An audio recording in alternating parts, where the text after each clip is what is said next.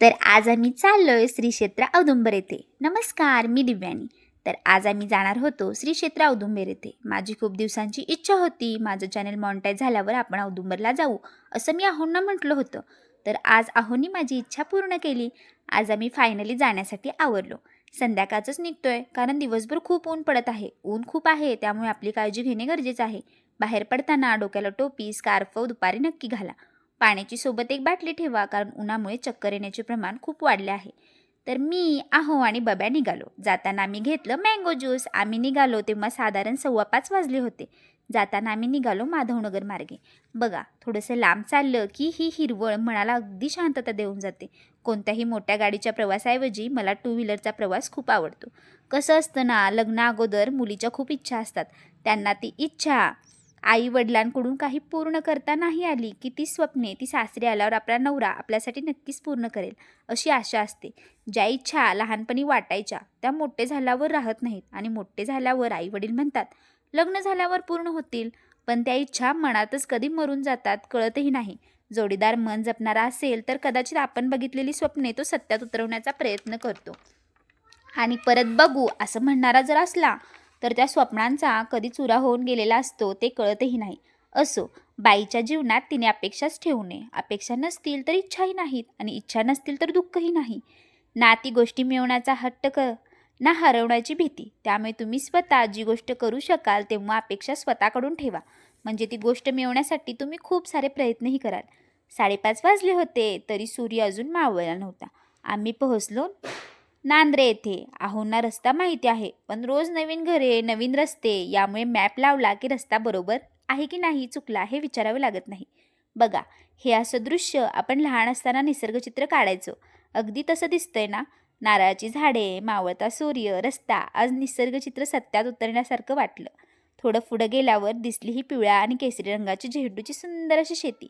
हे बघितल्यावर तिथून नजरच हटत नव्हती. आम्ही पोहोचलो औदुंबर येथे. अजून थोड्या अंतरावर होतं. जाताना भरला होता बाजार. बघा, ही आपली कृष्णा नदी.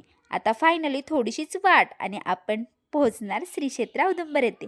हे सांगली जिल्ह्यातील पलूस तालुक्यात कृष्णा नदीच्या काठी वसलेले एक जागृत दत्तस्थान आहे. आम्ही गाडी पार्क केली आणि निघालो मंदिराकडे. मंदिराकडे जाताना नारळ, फुले आणि प्रसादही घेतला. एवढी खेळण्याची दुकाने होती, पण बब्याला दिसली स्वामींची मूर्ती वृक्षाखाली बसलेली. तो दाखवत होता. म्हणत होता, बघ ना मम्मा, किती छान आहे. येथे पाय धुण्यासाठी पाण्याचीही छान अशी सोय आहे बरं का. हे ठिकाण दत्तात्रेयांचे दुसरे अवतार नरसिंह सरस्वती स्वामी यांचे पवित्र वास्तव्य आणि त्यांनी दिलेल्या विमल पादुकांसाठी प्रसिद्ध आहे.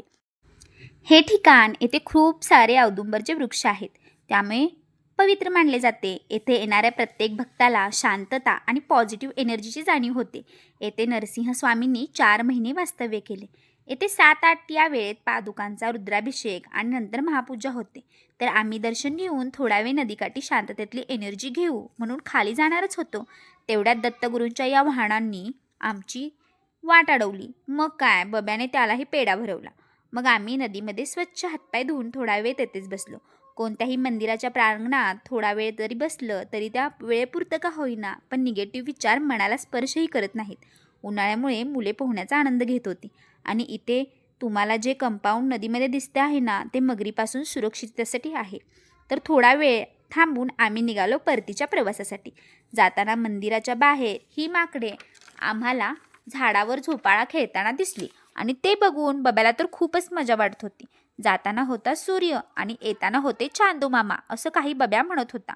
तर तुम्ही म्हणाला, येथे कसं जायचं? बसने जाणार असाल तर अंकलखोप मार्गे पलूस हे ठिकाण सुमारे 12 किलोमीटर अंतरावर आहे. आणि जर तुम्ही गाडीने जाणार असाल तर सांगली, तासगाव आणि त्यानंतर भिलवडी.